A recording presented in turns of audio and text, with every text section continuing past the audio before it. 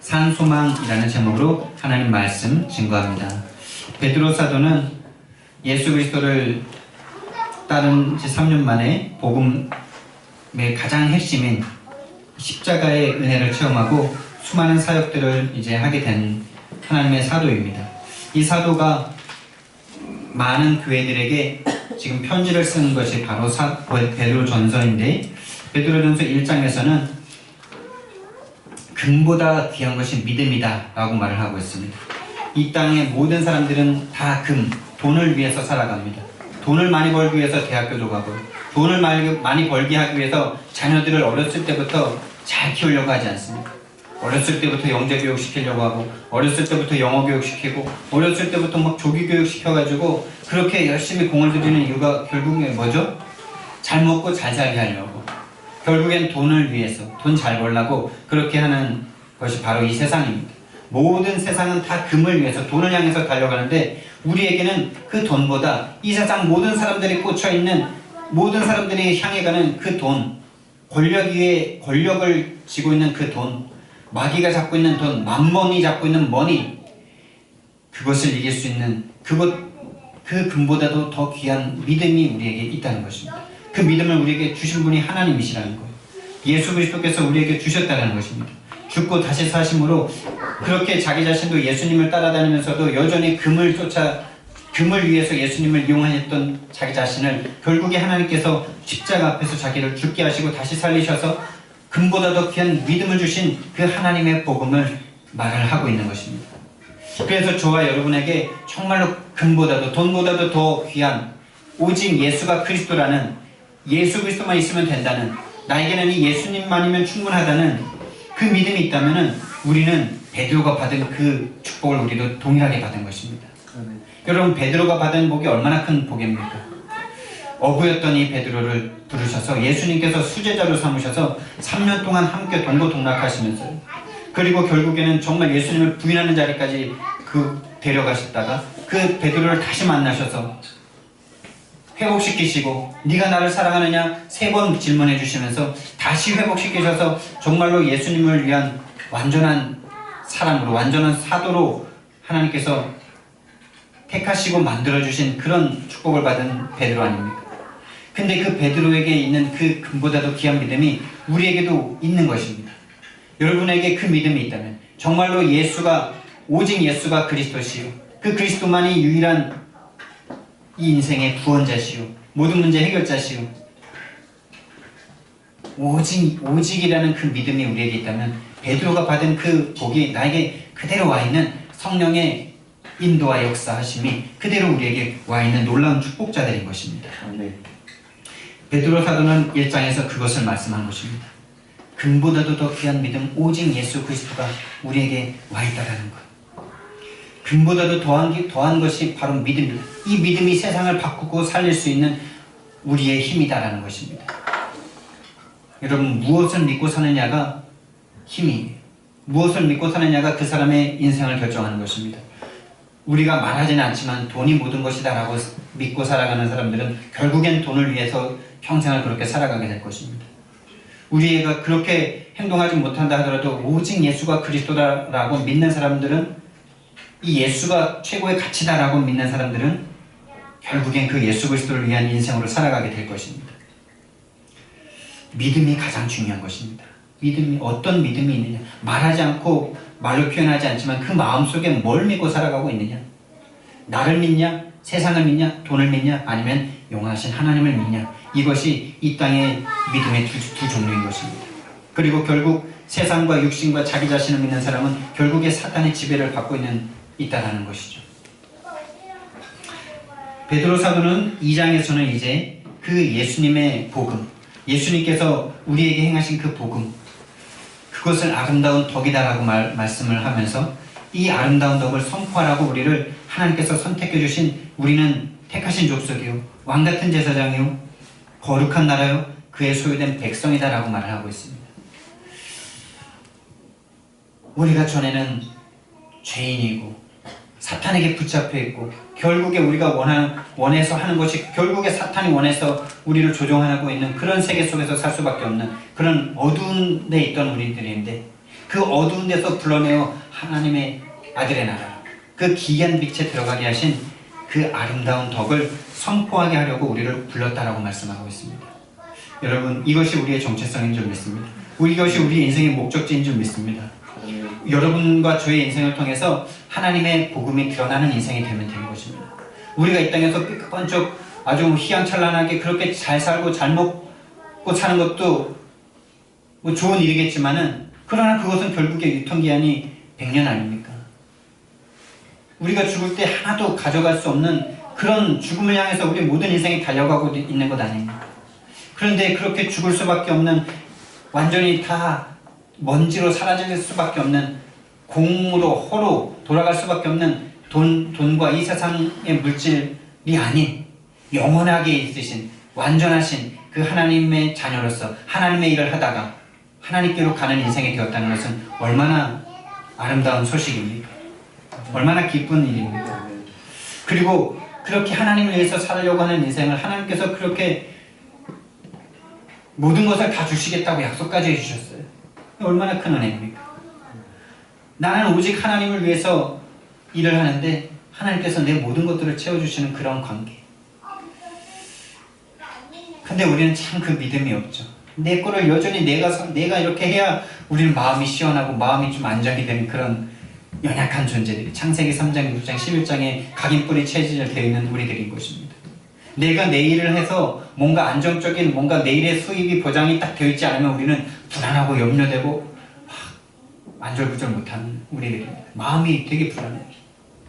그만큼 우리는 하나님이 주시는 것에 의해서 먹고 사는 그런 체질은 참 안 돼 있는 우리들인 것이죠. 그러나 가끔 우리에게 그런 은혜를 맛보게 하시는 것이 바로 하나님이신 것입니다. 그 은혜로 우리가 살아가는 것입니다. 그리고 이 아름다운 덕을 선포하라고 말씀하셨는데, 이 아름다운 덕을 이 후반절에서 또 뭐라고 말씀하느냐, 2장 후반부에서 뭐라고 말하느냐, 친히 나무에 달려 우리의 죄를 담당하신 예수를 말씀하고 있어요. 친히 나무에 달려 우리의 죄를 담당하신 예수. 이 베드로는 예수님이 십자가를 지시는 그 장면에서 완전히 무너졌던 사람 아닙니까? 예수님을 저주하고 맹세하여 부인했던 그런 사람 아닙니까? 근데 그 십자가가 이제는 자기를 구원한 십자가라고, 나의 죄를 용서하기 위해서 예수님이 십자가에서 그 모든 고통 다 감당해내셨다라고 지금 말을 하고 있는 거예요. 그것이 아름다운 덕이다라고 말씀을 하고 있는 것입니다. 육신의 눈으로 볼 때는, 육신의 가득한, 동기가 가득한 눈으로 그 십자가를 바라보고 예수님이 모욕당하는 모습을 바라볼 때는 정말 예수님을 저주하고, 나는 저 예수님을 모른다고, 내가 저 예수님을 알면 내가 내 손에 장을 짓는다라고 그렇게 말할 수밖에 없는 그런 비참한 십자가였는데, 부활하신 예수님을 만나고 성령님으로 내 안에 예수님이 함께 하시는 그 놀라운 신비한 연합이 이루어지고 보니까 예수님이 채찍에 맞으신 것, 예수님이 그 조롱당하신 것, 그것이 곧 나의 나음을 위한 것이었구나, 나의 평화를 위한 것이었구나. 하나님께서 결국에 이 구원을 주시려고, 이 영혼의 구원, 믿음의 결국 곧 영혼의 구원을 주시려고 그 십자가를 감당하셨던 것이구나. 그 길은 가셔야만 했던 것이구나. 그 길이 아름다운 길이구나 라는 것을 베드로 사도는 말씀하고 있는 것입니다. 그러면서 계속적으로 말씀하는 것이 이를 위하여 너희가 부름을 받았다라고 계속 말씀합니다. 오늘 우리가 읽었던 말씀에서도, 9절 말씀에서도 너희가 이를 위하여 부름을 받았다라고 말하고요. 또 2장 21절 말씀에서도 이를 위하여 너희가 부르심을 받았다라고 말을 합니다. 근데 이 이를 위하여 부르심을 받았다는 게 우리의 부름받은 정체성 아닙니까, 여러분? 근데 그 이를 위하여 너희가 부름을 받았다는데, 저와 여러분의 부름을 받았다는데 그 이유가 무엇이냐면 이런 거예요. 이게 참 들으면, 육신적으로 들으면 이게 참 힘든 일인데, 이게 제가 그대로 읽어드리겠습니다. 2장 19절. 부당하게 고난을 받아도 하나님을 생각함으로 슬픔을 참으면 이름은 아름다우나 죄가 있어 매를 맞고 참으면 무슨 칭찬이 있으리요. 그러나 선을 행함으로 고난을 받고 참으면 이는 하나님 앞에 아름다우니라. 이를 위하여 너희가 부르심을 받았으니, 이렇게 말을 하고요. 또 오늘 읽었던 3장 8절 9절 말씀 읽어보면요. 마지막으로 말하노니 너희가 다 마음을 같이하여 동정하며 형제를 사랑하며 불쌍히 여기며 겸손하며 악을 악으로 욕을 욕으로 갚지 말고 도리어 복을 빌라. 이를 위하여 너희가 부르심을 받았습니다. 여러분, 우리가 예수 믿고 축복받고 잘 살고 깨끗하게 살고 좀 이렇게 다른 사람이 보기에도 참 뭔가 이렇게 나 예수 믿어서 이렇게 복받았어 라고 말할 그것을 위해서 우리가 부름을 받았다라고 말하면 우리가 참 기분이 좋을 텐데, 여기서 말하는 부르심을 받은 이유가 부당하게 고난을 받아도 참고 너희를 욕하는 자들을 오히려 축복해줘라, 이것을 위해서 너희가 부르심을 받았다, 이렇게 말하고 있어요. 여러분, 이 말이 뭐죠? 그러니까 너희들 고난받아라 이 말입니까?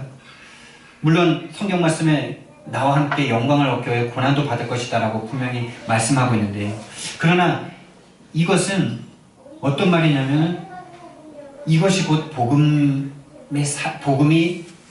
내 안에 체화되어 있는 삶이라는 거예요. 복음을 우리가 말로만 말하는 것이 복음이 아니라는 것입니다. 고난을 받아도 참을 수 있을 만큼의 복음과 하나 된 삶을 살으라는, 복음이 된 삶을 살으라는, 복음적 삶을 살으라는 것입니다. 말로만 하지 말고 예수가 그리스도라고 가서 복음 전해서 사람 변화시킬 생각만 하지 말고, 너희들이 죽음으로 너희들이 다른 사람을 위해서 손해봐주고 다른 사람이 너희들을 핍박하고 욕할 때에도 그 사람들과 같이 욕하지 말고, 예수님이 그랬던 것처럼 예수님이 자기 자신을 욕하고 때리고 침뱉는 자들을 욕하고 같이 저주한 것이 아니라 그것들을 다 참아내고 그들의 죄까지도 용서해 달라고 하나님 앞에 기도하셨던 그 예수님처럼 너희도 그렇게 하라는 거예요. 그것이 곧 복음이라는 거예요. 여러분, 실제로 우리가 전도를 할 때 전도가 정말 되어집니까? 근데 저는 어떨 때 전도가 되어지는 걸 체험했냐면, 내가 그 사람들을 위해서 완전히 죽지도 못하고 그냥 조금 이렇게 그 사람들을 위해서 마음 아파하고 그 사람들 때문에 내가 되게 괴롭고 그것을 감당하고 그 사람에게 가서 복음을 전했을 때 그 사람이 조금 변화되는 것을 저는 체험했어요. 그게 복음이거든요. 우리는 이 영적인 복음 그냥 가서 이렇게 말만 하면 흐름원자가 다 꺾이고 그냥 이렇게 사람들이 돌아올 것을 사람들은 많이 기대합니다. 특히 우리 단체가 좀 그런 것들을 많이 기대하고 그냥 가서 막 이렇게 말하면 될 것으로 생각하고 그렇게 했는데 안 돼가지고 막 지금 힘들어하고 방황하는 사람들이 많거든요. 신학생들도 그런 사람들 많거든요. 그러나 성경에서 말하는 복음은 죽어지는 복음이에요. 여러분, 죽어질 때 거기에 복음이, 여러분, 이것은 절대 변할 수 없는 절대 진리예요. 한 알의 씨앗이 죽지 않으면 많은 열매를 맺을 수 없다라고 말하는 그 복음, 우리가 가서 복음을 전하면서 그 사람을 위해서 뭔가 죽어지는 어떤 일이 없다면 생명이 살아나지 않습니다. 그런 전도를 우리가 맛봐야 돼요. 그런 전도가 되어져야 됩니다. 이를 위하여 너희가 부르심을 받았다는 거예요. 예수님처럼 다른 사람을 위해서 죽어지는데 함께 살게 되는 것이죠. 근데 우리는 그 부활이라는 것은 우리의 개념이 없기 때문에 참 이게 어려운 거예요.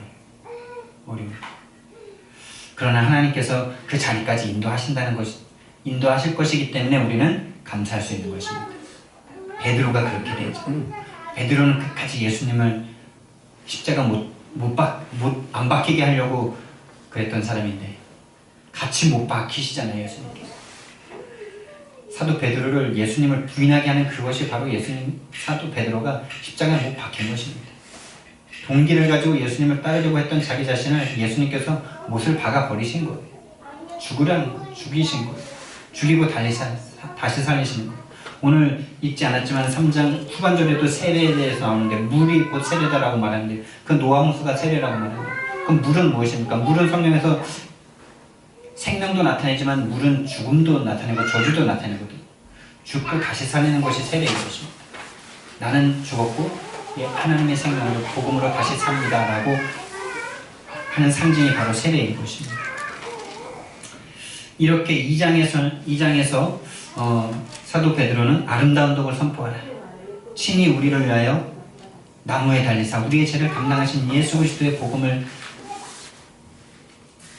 선포하라 라고 말씀을 하고 있고요. 그리고 오늘 3장에서 보니까 3장 전반절에서는 이 아내와 남편에 대한 그 어떤 역할에 대해서 이렇게 조금 말씀을 해주고 있어요. 왜 이런 말을 썼을까? 이 사도 베드로가 이 초대교인 성도들에게 지금 이 아주 짧은 편지, 우리에게는 긴 편지로서는 길 수 있지만은 그 사람들이 받을 때는 이 복음과 이 복음의 편지 가지고 1년도 더 살아야 될 수도 있기 때문에 짧은 거죠. 근데 이 짧은 편지를 쓰면서 왜 이 아내와 남편에 대한 이야기를 넣었을까라고 이렇게 생각을 해보니까 지금 이 사도 베드로는 예수님을 경험하고 나서 이미 사역의 시간이 많이 지난 상태예요. 그리고 교회가 많이 서고 막 부흥이 되는 과정 가운데 보니까 결국 이 부부관계가 되게 중요하다라는 거예요. 부부 안에서 일어나는 일들을 정리해주지 않으면은 정리를 해줘야 될 필요성을 이 사도 베드로는 느낀 것이죠. 그래서 이 사탄이 가정을 치고 가정 안에서 문제를 많이 일으키고 결국에 가정이 무너져서 후대가 무너지고 부부가 무너지고서 개인이 무너지고 이러기 때문에 이 가정에 대한 메시지를 주고 있는 것입니다. 그 내용은 여러분과 제가 읽어서 알겠지만은 이 아내들에게는 이 내면에 대한 아름다움을 말하고 있어요. 그리고 그 순종함, 남편에 대한 남편을 주인 삼을 만큼의 그 순종하라. 그리고 남편에게는 아내를 귀한 존재로 여기고 남자보다 조금 더 연약한 존재이니까 더 사랑해주라. 이렇게 말을 하고 있는 것이죠. 그러면서